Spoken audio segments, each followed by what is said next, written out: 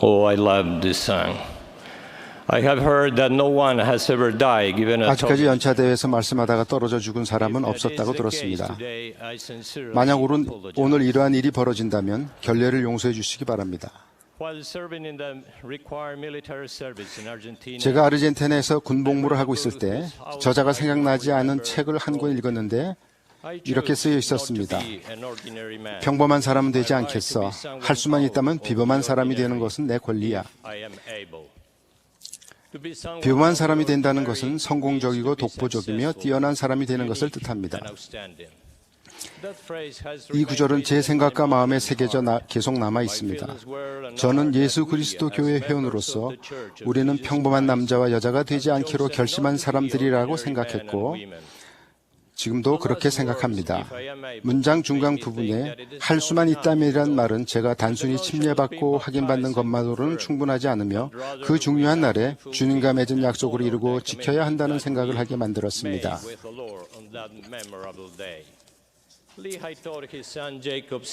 리아이는 아들 야곱에게 다음과 같이 가르쳤습니다. 그러한즉 육체로 말할진대 사람은 자유로우며 사람에게 마땅한 것은 모두 그들에게 주어졌느니라. 또 그들은 자유로이 만인의 크신 중보자를 통하여 자유와 영생을 택하거나 그렇지 아니하면 악마의 사로잡음과 능력에 따라 사로잡힘과 죽음을 택할 수도 있나니 이는 그가 만인을 자기처럼 비참하게 되게 하려 함이라. 의심의 여지 없이 우리가 추구하는 것은 자유와 영생입니다.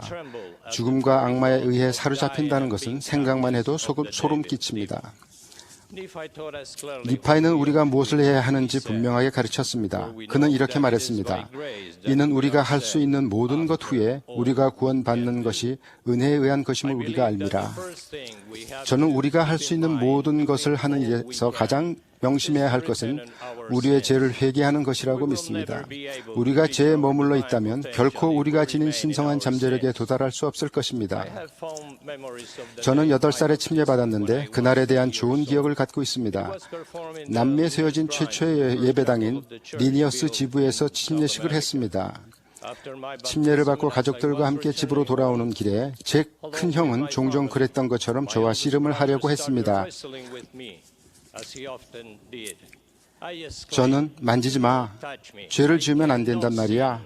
라고 외쳤습니다. 세월이 흐르면서 저는 죽을 때까지 죄 짓지 않고 살아간다는 것이 불가능하다는 것을 깨달았습니다. 우리에게 가해지는 고통들을 견디기란 어려운 일이지만 삶에서 일어나는 진짜 고통은 우리가 스스로에게 가하는 우리의 결점과 죄로 인한 결과를 겪는 것입니다.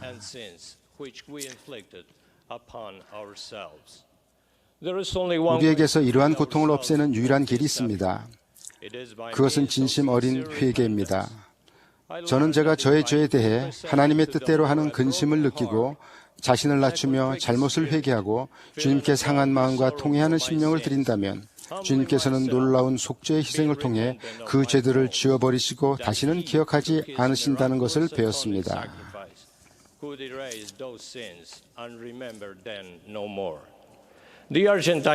아르헨티나의 시인 호세 헤르난데스는 그의 유명한 책 마틴 페로에서 이렇게 말했습니다. 인간은 많은 것을 잃는다네. 하지만 나중에 다시 찾게 되지. 그러나 이 점은 가르쳐야 하니 기억하면 유익이 된다네. 수치심을 한번 잃으면 되찾을 수 없다는 것을.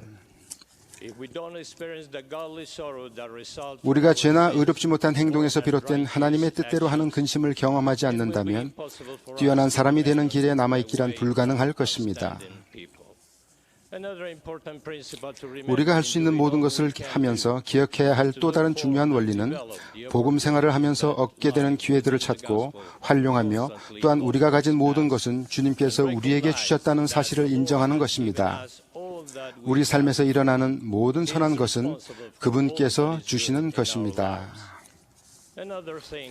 우리의 영구적인 책임이 되어야 할 또 다른 것은 행복의 복음을 모든 인류와 함께 나누기 위해 우리가 할 수 있는 모든 것을 다하는 것입니다. 얼마 전 저는 스페인 갈리시아의 라파엘 페레스 시스네로스 형제에게서 개종에 관한 그의 편지를 받았습니다. 그는 편지 일부에 다음과 같이 썼습니다. 저는 인생의 목적이나 가족이 진정 무엇인지에 대한 개념이 전혀 없었습니다. 제가 마침내 선교사들을 저희 집에 들어오게 했을 때 저는 그들에게 이렇게 말했습니다. 전할 메시지를 나누시죠. 그러나 경고하지만 그 어떤 것도 내가 종교를 바꾸게 하지는 못할 거요. 이 첫 번째 모임에서 제 아내와 아이들은 경청하고 있었습니다. 저 혼자 동떨어진 느낌이 들었습니다. 저는 두려움을 느꼈고 곧바로 제 침실로 갔습니다. 문을 닫고 제 마음 깊은 곳으로부터 기도하기 시작했습니다. 전에는 그렇게 기도해 본 적이 없었습니다. 아버지, 이 젊은이들이 당신의 제자들이고 우리를 도우러 온 것이 사실이라면 제가 알 수 있도록 해 주십시오. 바로 그 순간 저는 어린아이처럼 울기 시작했습니다. 많은 눈물이 흘러내렸고 전에는 경험하지 못한 행복을 느꼈습니다. 저는 제 영혼을 꿰뚫는 기쁨과 행복이 가득한 순간을 맞이했습니다. 하나님께서 제 기도에 응답하고 계신다는 것을 알았습니다. 저희 가족 모두가 침례받았고 스위스 성전에서 임봉받는 축복을 받았습니다. 저는 세상에서 가장 행복한 사람입니다. 저는 이 이야기가 행복의 복음에 따라 생활함으로써 오는 기쁨의 축복을 나누기 위해 우리가 할 수 있는 모든 것을 하도록 동기를 부여해 준다고 생각합니다. 제가 나누고 싶은 마지막 개념은 우리 시험의 끝날까지 우리가 할 수 있는 모든 것을 다해야 한다는 것입니다. 말할 필요도 없이 우리에게는 봉사하기 힘들 거라고 생각되는 나이에도 계속해서 충실하게 봉사하고 계신 고든 비 힌클리 회장님이나 여러 형제 자매님 같은 살아있는 모범들이 있습니다.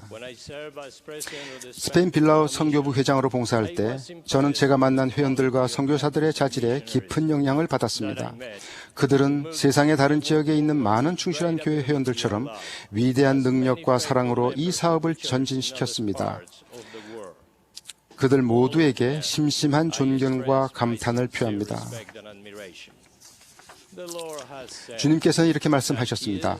나주는 끝까지 의와 진리로 나를 섬기는 자를 존귀하게 여기기를 기뻐하노라. 그들의 상은 클 것이요 그들의 영광은 영원하리로다.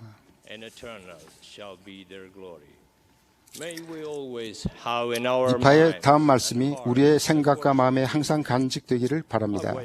깨어나라 나의 영혼이여 더 이상 죄 중에 처지지 말지어다. 내 영혼은 나의 하나님이여 내 구원의 반석이신 주 안에서 기뻐하리이다. 주님께서 우리가 선택한 이 평범하지 않은 길에서 우리가 할 수 있는 모든 일을 하도록 축복해 주시길 겸손히 간구드리며 우리가 선택한 이 길이 참된 길임을 예수 그리스도의 이름으로 간증드립니다. 아멘.